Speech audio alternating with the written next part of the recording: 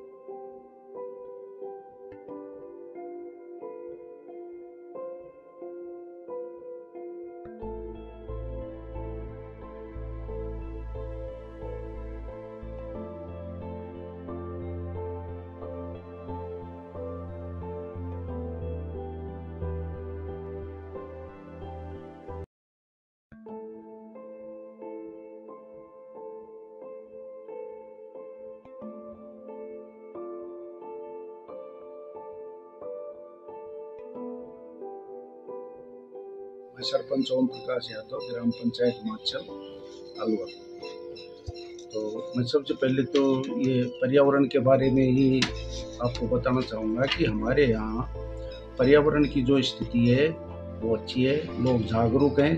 हर खेतों में भी, घरों में भी लोग पौधों के प्रति बड़े डार हैं, क्योंकि उनको मालूम है कि अगर पर्यावरण अच्छा रहेगा तो हमारा जीवन है वो स्वस्थ रहेगा, हमें हर क्षेत्र में इसका पर्यावरण का लाभ मिलेगा, आने वाली पीढ़ी को भी उसका लाभ मिलेगा। इसलिए हमारे यहाँ के जो लोग हैं वो पर्यावरण पर का विशेष ध्यान रखते हैं और पेड़ पौधों के प्रति विशेष लगाव होता है। जैसे आप गांव में आए हो तो आपने देखा भी है, और इंक्वायरी जैसे की जाएगी तो हमारे गांव में ये पर्यावरण के मामले में अग्रणी है हमारा गांव। दूसरी बात रही, हम बताना चाहेंगे साफ सफाई के बारे में। ग्राम पंचायत में तो साफ सफाई का विशेष ध्यान रखा जाता है। टाइम टाइम पर हम जैसे नालियां हैं उनको सफाई करना, रास्तों में सफाई करवाना, शौचालय आदि के बारे में भी उनकी साफ सफाई का विशेष ध्यान रखते हैं।